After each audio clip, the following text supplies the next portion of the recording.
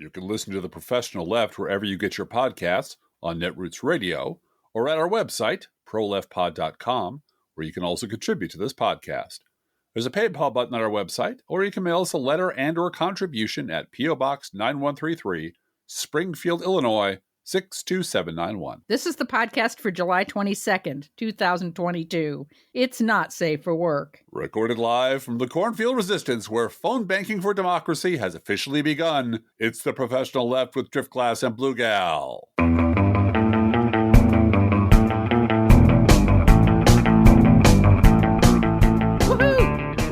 Time to phone bank.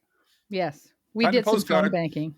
You did. We were invited to phone bank on were. behalf of our local chapter of Moms Demand Action.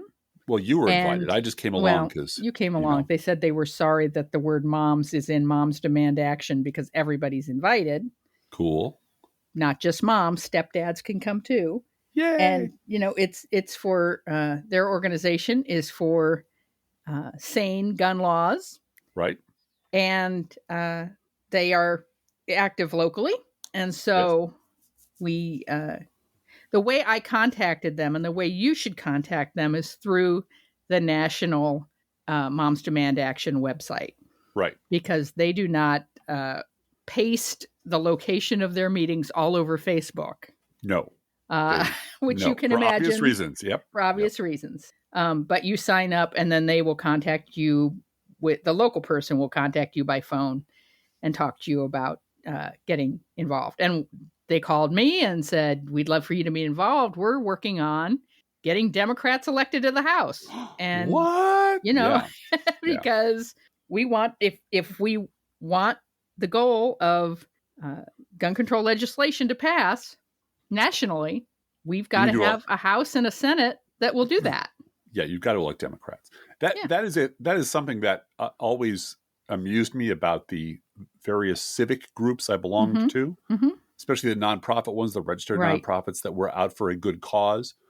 Everybody sitting around the table, with maybe one exception, but almost never, was a good liberal, was a good Democrat. But you couldn't talk about organizing Democrats when you're out registering voters. You couldn't register Democrats during the meeting. Yeah, because it's officially nonpartisan. And then the meeting would be gaveled closed and we talk about exactly what we were thinking the whole time.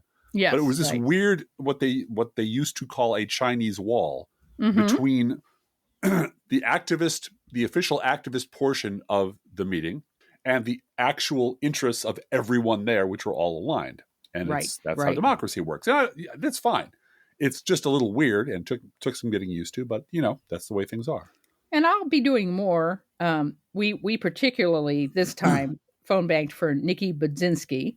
Yes. Who is running to be our congresswoman.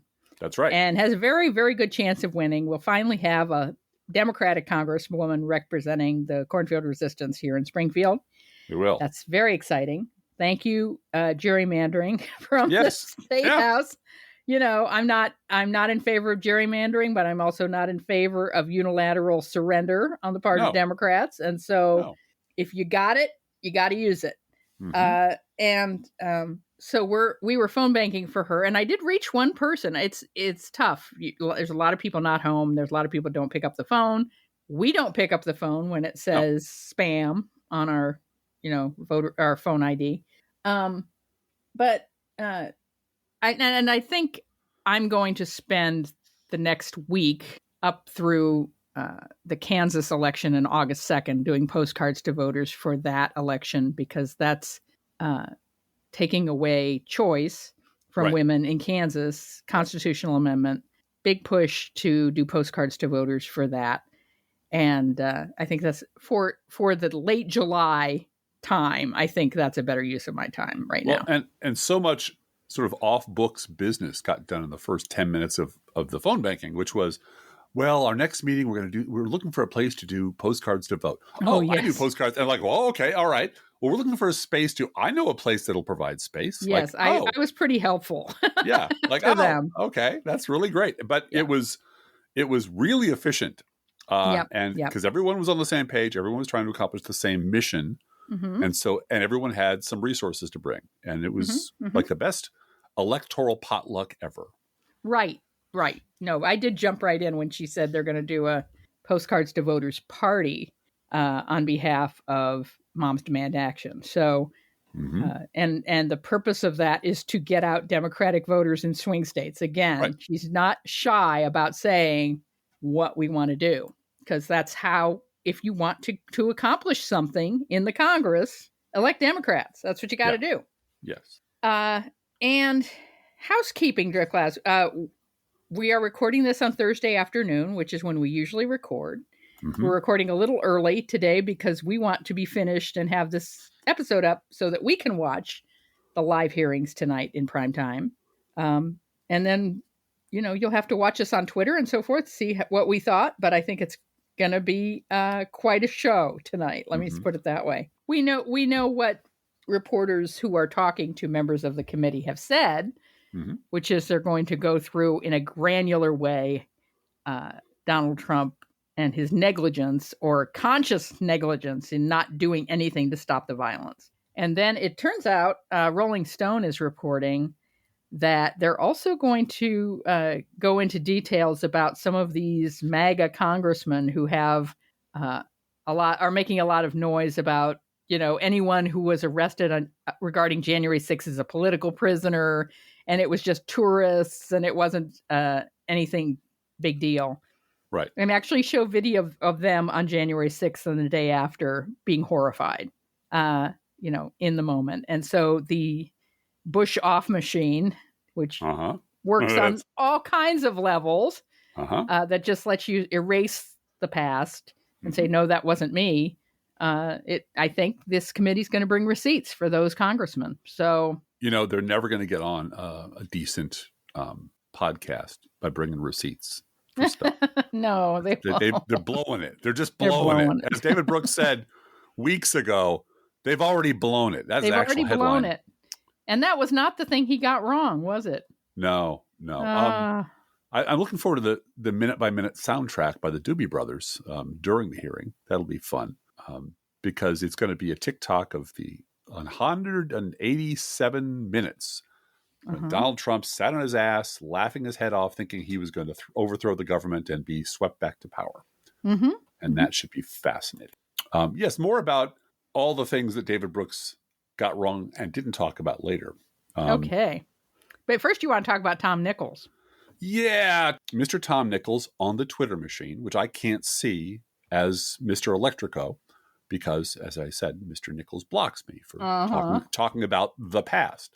And this is Mr. Nichols on the Twitter machine. Today is the kind of day that I'm reminded that Tim, ODC, that's Tim Miller, was right when he said that the anti-Trumpers hate the never-Trumpers because they know we were right beyond anyone's worst nightmare.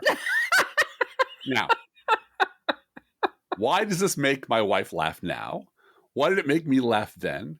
Because this is almost verbatim the shit that Tom Nichols threw in everyone else's face who said, the Republican Party was shit before you left it in 2017, right? Oh, no. And I just for fun, I put in a bunch of counter tweets by Charlie Pierce talking about just the absolute rat fucking that the Republican Party routinely did over 30 years. And he brings up, instance after instance and case after case. And Nichols is just knocking this shit down. Like, fuck, it doesn't matter. Blah, blah, blah, blah, blah, blah, blah. Because Tom Nichols' whole monumental ego rests on the theory that he is smarter than everyone else. And he was right all along. If you'll notice, there's a musical score that goes along with political Twitter today, which was everybody knew everything a long time ago. And everybody brags, I was back in December of 2020. I was predicting this is going to happen. That was Byron York today. Oh Lord! Talking about the Trump lost. He did a lot of good stuff, but he lost, and his people are fucking deserting him. And just what about all the great things Trump did? Yes, right. We should be applauding him for all the great things he did. You were our port in the storm, like Britt Hume and Brett Baer. You have betrayed us. So, it is imperative to the life and fiscal health of a pundit to have not been wrong. But it is imperative to a never Trumper to have been right all along. And so you got to draw a really big, fat, concrete dividing line right across the moment when you personally left the GOP. Before that, everything was fine. After that, I predicted all of this. And anyone who tries to toss any facts over that wall needs to be shut down immediately. And that's what made me laugh, because you know what, Tom? As I wrote to myself, every day is the kind of day that I'm reminded that never Trumpers hate liberals because they know we were right all along. Yep. And that's why Tom Nichols blocks people like me. And he doesn't block you. Yeah. He doesn't block blue checks because he's a media guy. And you can't go around blocking fellow media people because you might need to give him your resume someday. So he won't block anyone who actually has a blue check and a media, a legitimate legacy, a legitimate byline. Right. Yeah. Yeah. Because he might need those people. He might want to, go on their show and pimp his book. But, anyone else is a peasant who has the effrontery to bring this shit to his table. How dare you? So that really, that made me laugh. That really did. Because I'm like, oh, really? Really, Tom? Yeah. Good on you, Tom, for being so right about those anti-Trumpers. Wow. Spot on, man. Nobody but you could have figured that shit out. Hey, anyway. So I had a question for you, Driftglass. Yeah. Yesterday, you and I had a little pre-podcast conversation about political theater. We did. And I was thinking about it because watching the news, watching MSNBC and so forth, there were just many, many cases out there. Mm-hmm. And I think it's because it's the middle of July and it's the silly season. Mm-hmm. But there were a number of stories, one after the other, that were just, okay, this is political theater. Mm-hmm. Pete Buttigieg giving testimony before a House committee. And granted, he's in a steel cage battle of wits with Chip Roy. Yeah, it's not too hard to just keep a smile on and bat him away. Mm-hmm. But he did a great job and got attention for it. He did. And rightly so. He had his homework on electric vehicles. He had experience purchasing his own electric vehicle. And he was able to say to another Republican congressman, who was trying to claim that, Joe Biden is diminished health-wise, mentally, due to age. And he said, I'm just glad I have a president that knows how to ride a bicycle. Mm-hmm. That was a funny line. So, but that got a lot of attention. And then on the other side of the coin, we have Steve Bannon, who this morning did not make a case in court, did not testify, did not give a defense. His attorney gave a closing argument as an opening argument, and that was the end of the defense. But on the sidewalk, Steve Bannon is raising his fist in the air. Donald Trump the election was stolen. Sure. He was cheated. And we're going to fight this to the end, saying nothing in court. He did not take the stand. He's a fraud. Well, yes, that's Sidewalk Steve. Sidewalk Steve is as loud as hell. Right. And he's righteous and full of piss and vinegar. In the courtroom, Steve knows enough to shut the fuck up. Shut the fuck up. And because you're not, anything you say will be seen by the jury. You don't want that. And the judge telling the jury to disregard what Steve Bannon just said is not going to happen. And then we had, on a minor sense of things, Tom Cotton. Tom Cotton's going to New Hampshire and Iowa. Just a quick mention about Steve Bannon. Yeah. He was defeated by a 99-cent whistle. A 99-cent whistle, which is more political theater. Yes. Somebody just stood next to him and blew this whistle loudly enough to drown him out. And under it was a very mask. Effective. Yeah, and it was very effective, and it made everybody laugh at Steve Bannon for being such a transparently, buffoonish hack. And it worked. So, invest a dollar, buy a whistle, man. That's what I say. Yeah. Anyway, Q-tip Tom. Tom Cotton going to Iowa and going to New Hampshire, and Twitter calling him a fascist Q-tip. Usually I'm not in favor of using someone's physical appearance against them, but in the case of Tom Cotton, adding that word fascist is so accurate. Again, political theater. And then finally, the amazing Twitter stream of John Fetterman. John Fetterman knows how to use Twitter. He knows how to use Twitter, and he knows how to clap back at every stupid thing that Mehmet Oz says. He does. Jezebel has a running list of these tweets. And really? It's not hard. Again, it's not hard because, first of all, Mehmet Oz keeps trying to connect John Fetterman with Bernie Sanders as if that's a bad thing. Right. Yeah. Threaten me with a good time. He's going to end the filibuster just like Bernie Sanders wants him to do. Yes, I am literally running on doing that. Thank you for the free advertising, Mehmet. I have been saying I want to end the filibuster since the primaries. God. It's so funny. And then, of course, the fact that Mehmet Oz is from New Jersey has led to, nonstop trolling. Apparently, Oz decided to do a local tweet to show how down he is with local He's down with the folks. Yeah. And the Philly cheesesteaks. And he had his photo taken at the 2 top tourist trapped Philly cheesesteak places in Pennsylvania that everybody in Philly knows are where the tourists go to get cheesesteaks. Yeah. And it was so blazingly accurate that an outsider, someone who knew nothing about Pennsylvania, would go to these 2 cheesesteak places. They just Googled cheesesteak and went to the top 2 places. Nothing says native Chicagoan like the Rainforest Cafe. No, that existed to suck dollars out of tourists' pockets as they wander around the loop. And it's fine. Right. It does a great job of that. But he's so bad at this. He's so bad at this. And it is just hilarious to watch. And Fetterman and Fetterman's people are so good at it. They're so good. Everything that comes out of Mehmet's mouth is a softball that they belt back at 200 miles an hour. And it's all true. It all hits home. I'm not sure how many facts are involved, but they all hit home. They all drive home the fact that this guy is a fucking scambone carpetbagger coming to our state trying to steal a seat from good people from Pennsylvania. And by the way, I'll get in there and actually fight for you guys, and we'll get rid of the filibuster, and I'm not ashamed of it. I'm actually proud of it. I'm running on it. So deal with that. And that's kind of like, yeah, okay, all right. Damn. And then did you see the Wizard of Oz ad? I did. It's a little long, it is a little long. It's really good. It's really good. Somebody put a lot of effort into that. Somebody put a lot of effort into finding, because Dr. Oz's television show was a paid infomercial for quack weight loss treatments. Yeah, That's what it was. Mm-hmm.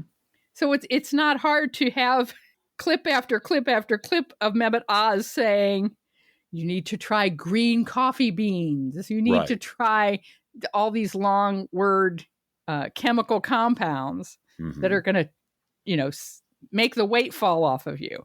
Right. And interspersing that with his congressional testimony, again, under oath, is a completely different story of there's nothing you can do except diet and exercise. No. Everything I've said is a lie. Everything I've said is a lie, and I'm a fraud. So, and then interspersing that with the Wizard of Oz and Dorothy saying, "Shame on you! You're a terrible person." It just extremely, and it's the man behind the curtain. The man behind the curtain. Don't look at the Mehmet behind the curtain. The Mehmet behind the curtain. And it's Dr. Oz. It fits in, very, very well. I included a mention, a callback to David Vitter. Yeah, yeah. Diaper David Vitter. Mm-hmm. And the reason I did that is because some political theater is dumb. Yeah. We were at Netroots Nation one year in the comedy breakout room where we actually knew people on the panel and were enjoying it. Yeah. And somebody shouted out the awesome idea of dumping a bunch of diapers on the steps of the Congress or David Vitter's office or something like that. And I was like, yeah, that's really funny. Hey, that's great. Until the actual professional comedians in the room pointed out why this was a terrible idea. Yeah. Because first of all, it doesn't mean anything to anyone outside of a political insider. Right. So no one's going to know what this means. If Dave you have to Vitter apparently liked wearing a diaper during sex with a call girl. Yes. Okay. And that's great. But what you're trying to do is make a point larger than they'll crack up the people in this room. Right. Right. And so that and also provide some sympathy for David Vitter because you look like a mob when you do that. Right. Yeah. And so there is, I mean, I appreciate the intensity and passion and let's try this or that. But at some point, really vet these ideas through people who know what they're doing. But I guess what I wanted to ask you, and we did talk a little bit about this yesterday, which is the effectiveness of some of this political theater, because you are always asking the question, Driftglass, to whom is this aimed? Exactly. Now, a lot of this, like, the Pete Buttigieg stuff makes you and I feel good because we know we have a competent transportation secretary. Yes. Who's good at this congressional hearing stuff. And I guess it is effective if it takes down a Fox clip, an opportunity. These guys in Congress are simply looking for a soundbite that will appear on Fox. Absolutely. And if Pete Buttigieg smacks it back with something that makes everybody in the room laugh, then the producers at Fox are denied, and that Republican congressman are denied a clip. Yeah, this wasn't Pete's theater. No. This was congressional hearing that he was obliged to attend. Yes. And he took these assholes' attempt to turn it into a freak show and made it into and he explained it to them. I mean, he didn't yell at them. He didn't call them stupid. He said, well, now that you bring up cost, here's the facts and here's the blue book. And I looked at this year's blue book and here's what I spent. And he really did have this annoyingly effective habit of turning it into a classroom setting, which they did not want to listen to. That is not what Fox News is for. They're not there to make you smarter. They're there to make you stupider.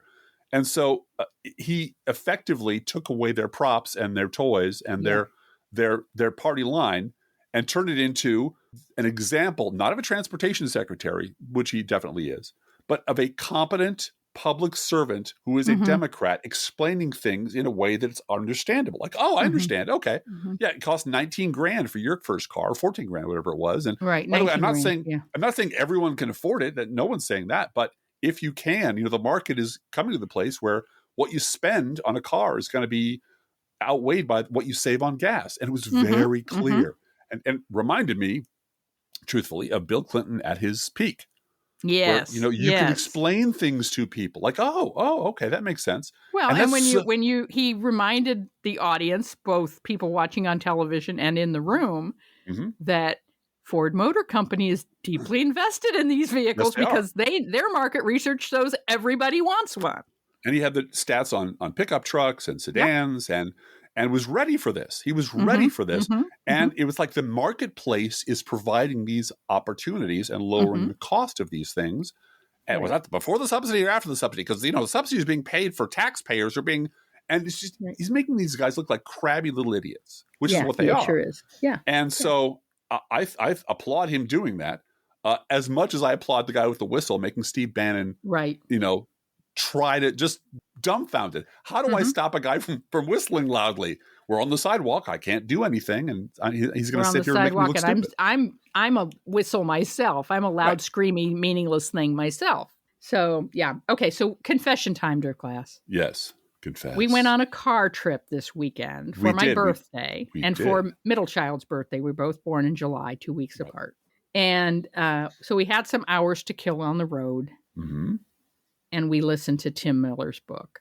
We did, which we got for professional purposes. Yes, we did. It was for professional and podcasting purposes. And it was like free with points on your. Yes, we used a credit. We used an Audible credit. Yes, because to get Tim Miller's book. I don't know if you all know this, but we're like big fans of books.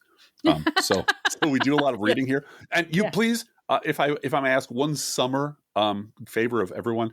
Please stop sending us books for the next 2 or 3 months. Yeah, at least. Because till after Christmas. I have a mountain of books by my bed. She has a mountain of books by her bed. Yep. And our walls are lined with books. When we do our video cast, you'll see a bunch of books behind us. We really appreciate it. And we love the fact that you want to share these things with us. That is not the issue. The issue is simply time, space, and capacity. Right. We can't read all the things you send us and do the stuff we do. So, but thank you for thinking of us. Send books to your library. Oh yeah. If you're not taking a little wagon to your local public library once a year to give away books that you've already read because you've replaced them with the ones you want to read, Right. You're not living your life to your best capacity. But yeah, we read Tim Miller's book. Well, 90% of it. We got about 90% done. I think we an hour. We got an hour left of the 7 hours, something like that. Since I'm a completion fanatic, I will finish it. But we read it, and the fact of the matter is, he is everywhere. He's on the Pod Save America podcast today or yesterday, and the Lincoln Project podcast, and he's everywhere. And so we thought, in the interest of fairness, it would be interesting to talk about the book, what we thought about it, and what we think is missing from it, and why we think it's missing. So, you think that's fair? I think that's fair. Yeah. So, the funniest interview of all of them that went on was the Pod Save America interview lads talking to him in the studio, where they read years after they'd fired him. Well, that's my point. Yeah. They read his biography verbatim from his book jacket, and they omitted the part in his CV where he was hired by them, and then they fired him for nefarious shit that he briefly touches on in his book. So there's this complete, biography of him with this big chunk missing, and the people who hired him and then fired him are the ones interviewing him, and nobody talks about it, which I think is weird. But maybe it's not weird because it is a book written for Washington political insiders. Right. And their fans. Yeah. People who it is one half a closeted gay Republican confessional. Sort of the parallel track of Tim Miller, gay man, slowly coming out of the closet in a party that absolutely despises gay people, and how he can compartmentalize in his brain working for people who think he should not exist, with his fervor for politics. And that was the thing that, to me, I'm sorry to interrupt you. Sure, no. It's a conversation. That was the thing to me that really meant something. Yes. That I thought, I had never thought of it that way. That being a Republican operative and making your living doing that is just like being a closeted gay man. In that there is a disconnect between who you are and what you do, and you compartmentalize that. And it was that compartmentalization that led a lot of people to go along with Trump. Yes. That they had already sacrificed a moral sense of what was right and wrong for the party, the money, the job, and, as he points out over and over again, being in the game. Right. That there is an addictive, I say aphrodisiac, but he doesn't use that word. But no. The power is an aphrodisiac thing. The idea of being in the game, being around powerful people, being a decision maker, the limos, the who all of that, and being somebody at a party that reporters want as a background source. All of that is very addictive and intoxicating. Yes, and it's a drug, and if you don't get it, then, this is why Mark Halperin is on Newsmax now, right? Right. Is there's an addiction to being on television, being important and mattering in this world. And the money is really good most of the time as well. So, that to me, I really thought that was a nugget in this book that meant something that I'll take away from it. Yeah. It was some of that. And that was valuable territory to cover, to map. It skips over the fact, doesn't skip over the fact, but liberal bloggers have been writing about Republican politics as an addiction since the 2000s. Yeah, that this is heroin, this is junk. They can't give it up, and coming from a family where alcoholism was pretty prominent, I can tell you that very much like any other addiction, they keep making up different reasons to stay on the drug. They keep, Donald Trump's crazy. Well, I had to be in the room to keep him from being more crazy. Right. Or I have a family. I've got a mortgage, and I've got a future to consider. And, and it's just a game. This is just a game. And everyone's in on the game. So don't be the asshole who calls me out for moral decisions. We left morality behind in the 80s. So, right. And it was partially a buzzy insider hot goss tell all, which was just, that left me cold. That kind of dropping in cultural references that will be expiring in 6 months, have no shelf life. A lot of, in your friend circle, the hot goss and the merch and the natch. And it's like, you know what? I get it. You're talking your language, lingua franca of your age cohort, but it sounds too chatty and too gossip columny to be taken too seriously at that level. But it's the hot goss on DC political operatives. And goss as a synonym for gossip is about 2 weeks old. Yeah, it is. It is. We saw it on I sort of intuited what it must be, but we saw it on Only Murders in the Building. Yeah. And even Selena Gomez didn't know what it meant. So, that's how hot it is. But it also, this book painfully, and I guess in a good way, but take it for what it is, it confirms everything that we on the left already knew. We already knew all this. I didn't know the names of all these Tony restaurants that he ate at, though. Every time you mentioned a fancy restaurant in D.C., we had to take a drink. And you were driving, so that was kind of dangerous. I couldn't. After a while, I had to pull over and take a nap because it was, when I was talking to so-and-so at insert Tony restaurant here, and we were sipping on chocolatinis and talking. It's like, I get it. You traveled in elite circles, but it really is at some point. The next cocktail party I attended had fun and wacky stuff in it. And it was at this special little place that only 4 people know about. And that's fine. If that sells your book, that's great. But the content of what was being discussed, we already knew. Yeah. We all already knew this. And that's the part that was so dispiriting and disorienting and confirming all at the same time, which was, the high points of this were everybody involved knew how bad things were getting long before Trump ever showed up. They all knew. They all knew. And Tim Miller says, "Look, I knew things were going to go down the shitter when Sarah Palin showed up on the scene. I knew the red lights were blinking, and I ignored it. And then he goes on. Now, Stuart Stevens might say it started in 1964, or it started with Spiro Agnew, and but this isn't history. This is just my confession, my story. But everybody knew. Everybody knew, and this is the part that never gets mentioned anywhere. Everybody knew that what liberals were saying about the GOP was correct, 100% correct. We were right all along about every single thing we thought, and they were dismissing it all out of hand, knowing that this was the path they were going down. They were all complicit on a very conscious level because it's just a game, right? Yeah. It's just a game. It's all a game.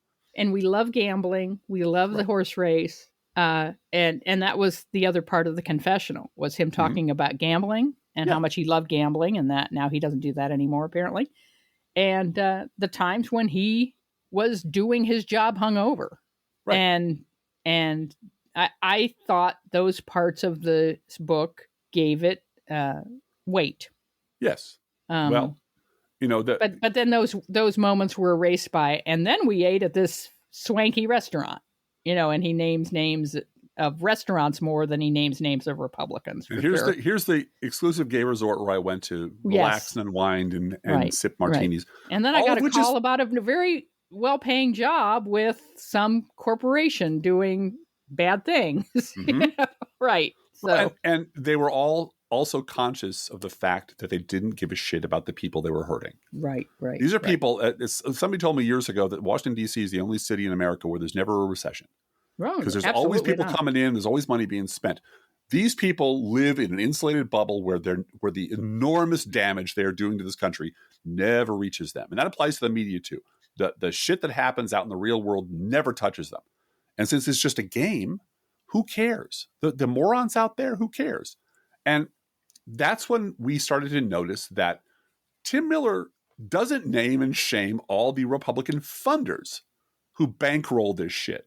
He doesn't name and shame all the corporations who go along with it. He mentions 1 or 2 funders, but there's a whole bunch of people out there that he worked for that he just sort of, these are corporate clients. I worked for corporate clients. I worked for funders. Funders did this and that. And there's no serious discussion. This is the part that I just went, I get where you're coming from, and I understand why you're avoiding the subject.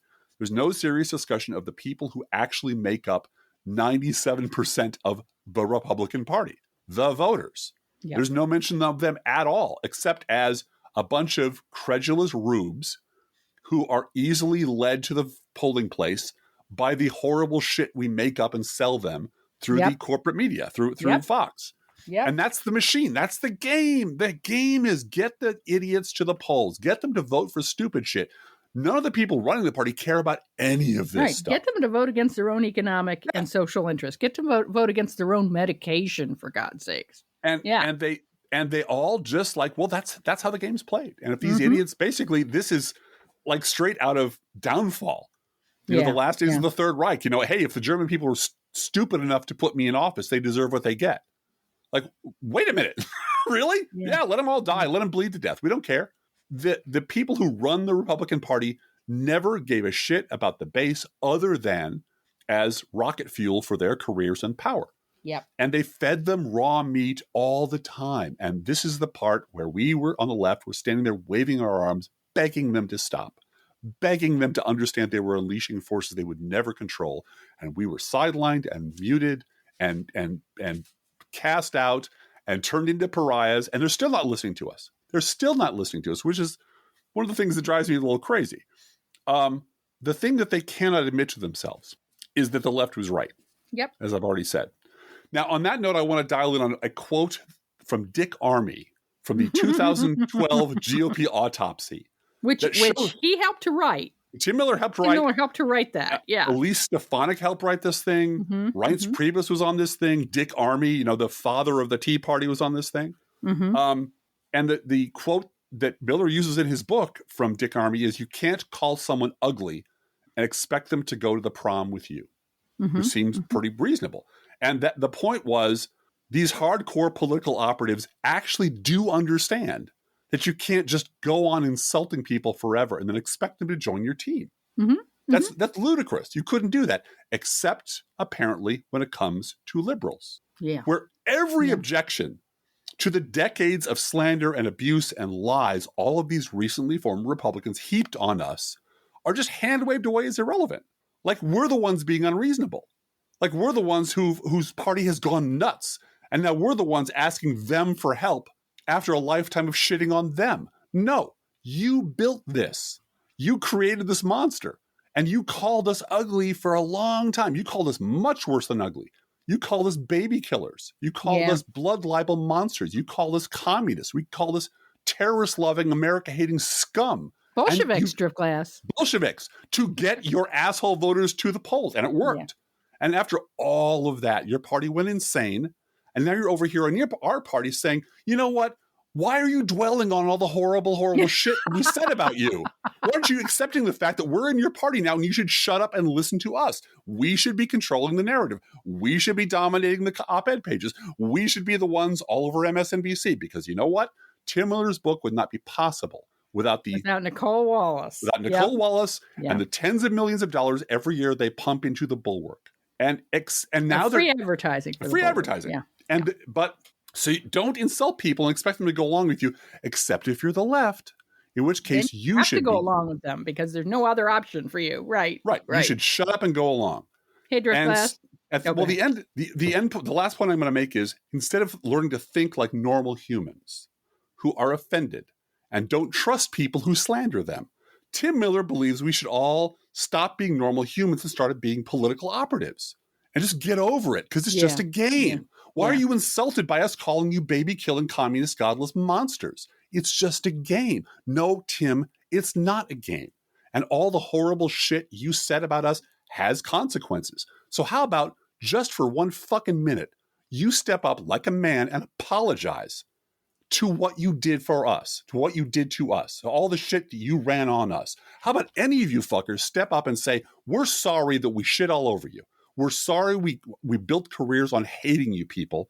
Now we really do need your help, and we promise not to shit on you anymore, which I know is not the Bulwark business model. And let's face it, now Tim Miller's party, which it was his party. It was. Compartmentalized or not, has to decide between continuing to abuse the filibuster or codifying his ability to maintain his marriage legally. Oh, I'm sure that has occurred to him. I'm sure it's occurred to him.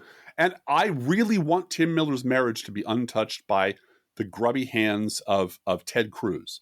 Right. I want him to be happily married and living his best life in California and carrying on conversations that exclude everyone who isn't a political insider with his dude bro, counterparts over on the Pod Save America end. That's fine. But you can't really expect us to get over it, Tim. Yeah. You can expect us to put it aside. But what we really, really would like to see from you, all you democracy-loving, never Trumpers, is some fucking acknowledgement that what you did was way out of line. Okay, now we've done a half-hour ad for Tim Miller's book. Yes, we have. Let's move on to J.D. Vance, shall we? You also had a book. I just wanted to say it's been a bad week for a number of people. It's been a bad week for Steve Bannon. It's been a bad week for Rudy Giuliani and Lindsey Graham, who both have to appear in court in Georgia, despite not wanting to. But I think the worst week, if you really think about it, is J.D. Vance. Yeah. Because J.D. Vance was caught red-handed begging his donors to help him pay off his debt from the primary that he won. It turns out J.D. Vance's Democratic opponent in the Ohio Senate race, Tim Ryan, raised $9.1 million in the last quarter, which is about 3 or 4 times what J.D. Vance raised. And J.D. Vance is feeling the pinch because he invested $70,000 of his own money to get elected to the Senate. It's not going real well for him, Driftglass. No. Well, he sucked up to Silicon Valley billionaires and got their support and money and then decided to run against them. And sucked up to Donald Trump. And so now he's got really nobody who wants to give him any money because he'll just knife you in the back and move on. And because he's a monumental hypocrite. And his hypocrisy happened over such a short period of time that everyone could see it. Yep. If you wanted to be a real good hypocrite, a Republican hypocrite, wait a year. Mortgage. Yeah, exactly. Mortgage that shit out, over the course of a year or 2 or 3. And then never pay your debt. I don't think Newt Gingrich has ever paid his campaign debts. No. From 2012. I don't think he's ever paid them. Just walk away from it, Just walk away.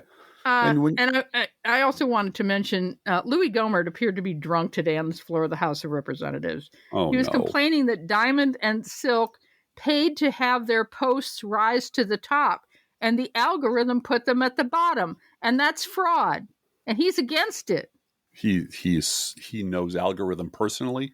Algorithm. He went to school with them. He went to school with them. And I love what one person on Twitter replied and said, he appears to be channeling his inner Herschel Walker. All right. You want to talk for a minute about an experiment that the New York Times did today? Yes, I do. Just for a minute.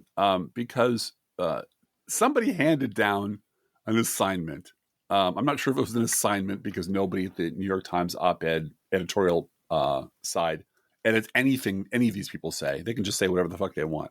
But they were given a strong incentive, apparently, to revisit their incorrect predictions and bad advice and reflect on why they changed their minds, which, everyone loves doing that. And Ross Douthat apparently was prayerfully considered the matter and went through several rosaries. And when no wrong opinion came to mind, he just blew the whole thing off. So there's no Ross Douthat. I believe he's skinny dipping at Lourdes right now and looking for a miracle. And for sheer groveling hilarity, Brett Stevens gets the prize today. He does. He does. For his fish called Wanda level of mea culpa groveling. And what was he wrong about? He's taken a closer look at these Trump voters, and he can see that they're not really racist mouth breathers at all. They're actually lovely, patriotic, nuanced thinkers, and he deeply regrets ever suggesting otherwise. So please, could they stop stuffing him in his gym locker and taking his lunch money? I call this his resume for the Claremont Institute. I call this him begging Kevin Sorbo to put him in his next movie. And it is every batshit grievance these assholes have all compacted into one column saying, and all this is justified. You know that thing that Barack Obama said offhand that one time when he was off the record, but it got reported anyway about guns and religion. After hearing that, how could these people not support a Nazi? For God's sake. Right. How could they not support the king of the birthers and stay loyal to him all this time? And what about that Russia hoax, huh? Oh, what about that? Where are all you anti-Trump hypocrites on the Russia hoax? And it really is the worst kind of sucking up to the bottom feeders in society. And I don't think that's what the op-ed editors had in mind when they asked people, do you think you got something wrong? And David Brooks takes the cake, really. Because David Brooks apparently... Well, first of all, thank you, David Brooks, for doing a Thursday column so Driftglass could talk about it. Well, and it was moving to Thursday was going to help us be a non-David Brooks podcast. But well, this is a group column. This is several people all doing it at once. David Brooks. By the way, the on the website, on the New York Times website, I will say that the animated illustrations for those op-eds are fantastic, and you should go look at them. Whoever did those, they did a wonderful job. I do not have a New York Times subscription, so. I'll show you. They're really good. Okay. Really good. Well, what we learned from David Brooks's column was that he got capitalism wrong. Oopsie. How long ago did he get capitalism wrong? Oopsie. I guess I got capitalism wrong. Well, as with all these people, he's been thinking about it for a lot longer than he's been writing about it. Just a quick jump back to Tom Nichols. I read his Peacefield article, and you can't read it because it's subscription only, but I read the first part, and it was, I've been thinking about the wrongness of the Republican Party long before this Trump shut. No, you weren't. No, you didn't. No, you haven't. But everybody wants to pretend that they knew all this shit a long time ago. So David Brooks was sniffing out the flaws in capitalism long before you and I really think he was. And he would like you to know that he just got, the entire free market system just wrong. Oops, got it wrong. Sorry about that. And what I learned from his column, that he was young once and then he went to school, and that America is a land of contrasts. And then he was hired by the Wall Street Journal to write GOP talking points. And yada, yada, a bunch of stuff happened. Who even remembers? It's all a blur. Iraq, never heard of it. And then he went to the New York Times, and they hired him. And having written a zillion times about, oh my God, deficits and how stupid liberals want to spend too much money, he suddenly realized that maybe capitalism had some flaws in it. But the single purest distillation of everything that's wrong with David Brooks came out of David Brooks' own mouth. And it's the following sentence. As a newspaper columnist, I'm paid for one skill above all others: careful observation. And that I ran out of words. Oh my God. I ran out of words because David Brooks he's the Schultzberger family house pet. So he can never be fired, but he has been magnificently Olympian level wrong about so many things for so long that really a shorter column might be, what did you ever get right, David Brooks? But he still thinks never going to assign that one to him, I'm sure. Yes. But he still thinks of himself as a newspaper columnist, and he still thinks that his skill, which is above everyone else, which earns him the right to an op-ed column at the apex of American letters for the last 20 years, is his ability to carefully observe situations and report on them accurately. And I just go, man, either you are laughing your ass off at being able to say that in the face of everything because you're a giant fraud, or you really are that sort of Olympian level cluelessness and self-regard. Self-deluded. Yeah. Anyway, it was a gift this morning. Fell into my lap. What am I going to do? All right. What do you have to say about the second fake Tea Party gearing up? Oh, I just hear the engine rumbling. I just hear. Oh, you do? Okay. Yeah. We'll talk about that next week. But I can hear some other time. Yeah. I can hear that Trump did a lot of good, but it's time to move on. I don't care about Trump. Trump is yesterday's news. But let's talk about why we should ban abortion and get rid of contraception and so on. Right. So it's coming. The Oz movie, the Wizard of Oz, Man Behind the Curtain thing, by the way, was done by Midas Touch. I wanted to make sure we gave them credit for that. Driftglass, let's do a news roundup. All righty. Well, let's start off with President Joe Biden has tested positive for COVID-19. So have J.B. Pritzker and Benny Thompson. So get boosted, people. Yep. And we wish all three of those gentlemen quick recovery. Yeah. After getting literally everything he asked for, Joe Manchin once again sabotaged negotiations with Democrats, fellow Democrats? No, just Democrats, on an economic package that contained incentives to combat climate change and new taxes on the wealthy. The excuse he invented this time was inflation, which is patently ludicrous. As everyone knows, taxing billionaires to pay for stuff causes inflation.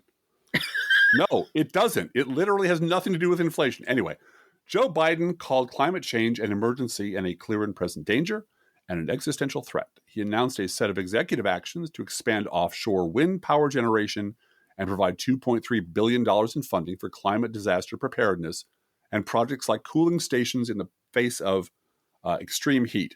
Biden said he'll announce additional executive actions in the coming weeks if Congress, meaning Republicans plus Joe Manchin, doesn't act. I liked the Wonkette headline of Joe Biden's going to take climate change out behind the high school and punch it in the snoot. If he would do that with Joe Manchin, I would. We'd like him to do that to Joe Manchin, frankly. Kick his ass, Joe. Yeah, and our thoughts are with people dealing with extreme heat. Oh yeah, throughout the world right now. It's just so horrible. It's lethal, and it's time to stop screwing around. It's past time to do something about it. Long past time. Yeah. Yep.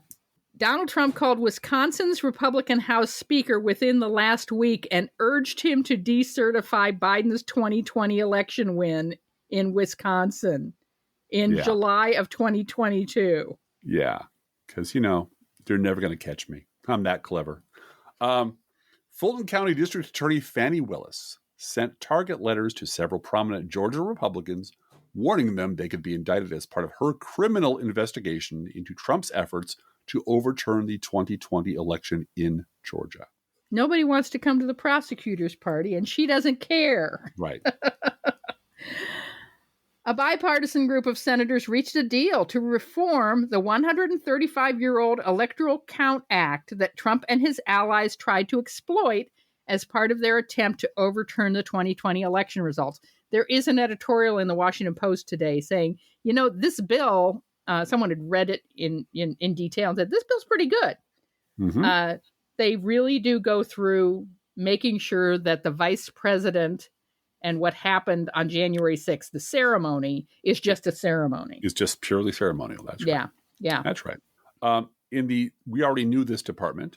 According to a report issued by the House Committee on Oversight and Reform, the Trump administration tried to add a citizenship question to the census to help Republicans win elections, not protect people's voting rights. Rudy Giuliani was ordered to testify before a special grand jury in Georgia investigating efforts to overturn Trump's 2020 electoral laws in Georgia. Ted Cruz claimed the Supreme Court was, quote, clearly wrong and, quote, overreaching when it legalized same-sex marriage nationwide. Yeah, Ted Cruz. Mm-hmm. The House passed legislation to codify federal protections for same-sex marriage, including a requirement that states recognize valid marriages performed in other states. And, Rodney Davis and Liz Cheney and Elise Stefanik all voted in favor of that. They really do know. And a large number of Republicans, more than usual, voted in favor of this because they have gay staffers or gay relatives or constituents with gay relatives, and they care. Well, and some of these people know they don't have much of a future inside the Republican Party as in the House, and they would like to be able to walk the streets of their hometown without being egged. Well, Rodney Davis is a lame duck now. Yeah. Right. Yeah. The Secret Service destroyed almost all text messages from the period on and around the January 6th insurrection, despite being asked repeatedly to preserve them by congressional and oversight committees. And breaking news on that while we've been recording, the Secret Service has been informed that there is now a criminal investigation by the Department of Justice into the deletion of those text messages. Fuck yeah. Yeah. I mean, this is the Praetorian Guard at this point. Yep. All 208 House Republicans voted against investigating white supremacist and neo-Nazi activity in the military and federal law enforcement. Despite unanimous Republican opposition, the amendment to the National Defense Authorization Act was passed in a 218 to 208 party line vote. It will now go to the Senate, where white supremacist sympathizing Republicans will kill it.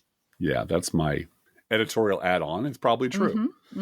Texas has sued the Biden administration over federal rules requiring physicians and hospitals to provide abortions in medical emergencies, even in states with near total bans. And speaking of near total bans, Georgia, yesterday, a judge instituted the 6-week abortion ban in Georgia. And I want to talk about this for a sec. Please. Because this is a big stinking deal. Because this is where nice, white, Baptist ladies in the South go to have their abortions. They go to Atlanta. Mm-hmm. And the fact that they have to go to North Carolina now, which is not a day's drive away from Birmingham, is going to be an inconvenience for them. And every woman that has gone to Atlanta to have a procedure so that their pastor, who might be the father of their kid, you never know, but so that their pastor and their mother and their husband and their best friend don't know they did this, is going to know that Georgia banned this procedure at 6 weeks. As Stacey Abrams said, women in Georgia are now second-class citizens. Yes, they are. And that's, Republican policy. Speaking of that. Yeah. All but 8 House Republicans voted against a bill to codify access to contraception into federal law.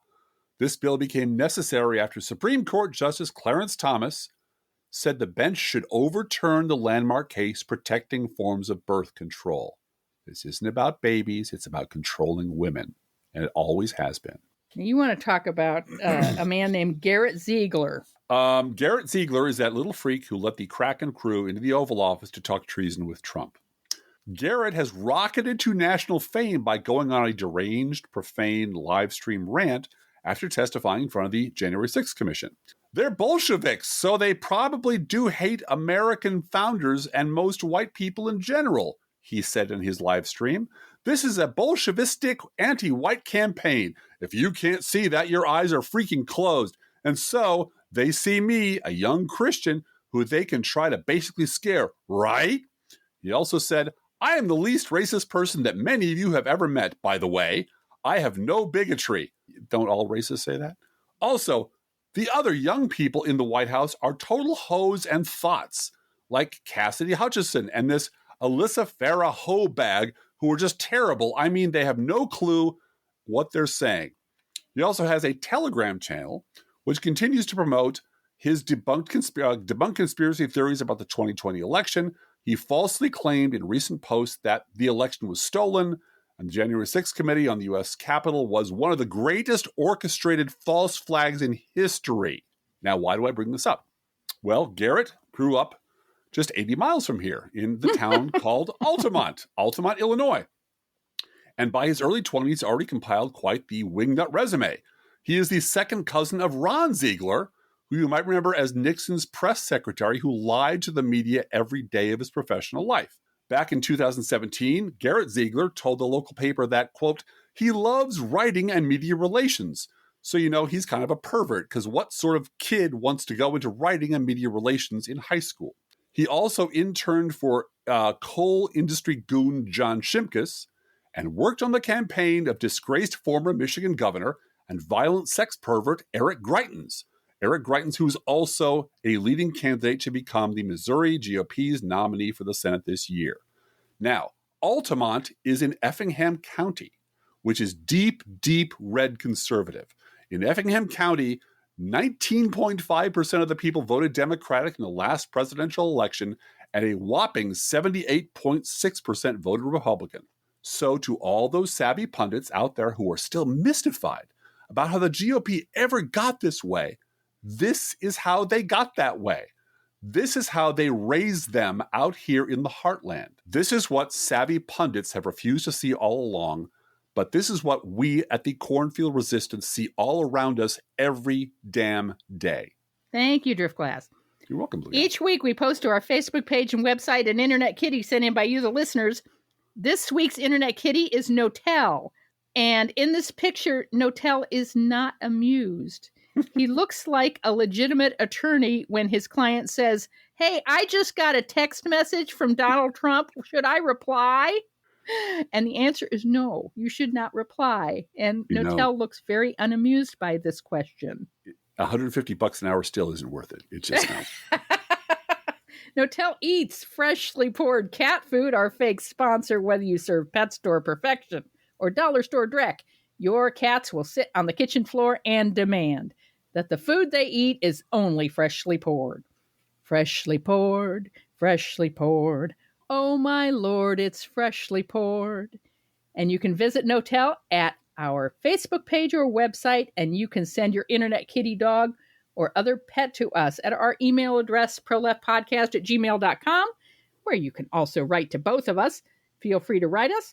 We love hearing from you. And thank you so much for those of you who sent birthday cards. We heard from one listener who has the same birthday as I do.